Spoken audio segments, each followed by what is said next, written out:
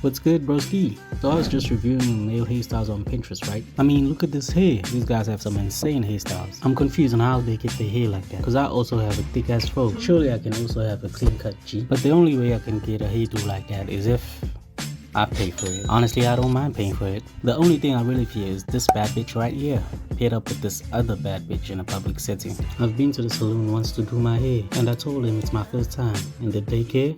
Nope. I had to endure the pain of that comb next to a pretty lady. It really got me going for a whole hour. So never again. I'm doing this myself. This is the first time I've done my own hair. It really puts a strain on my shoulders, but as you can see here, it's not that bad for my first time.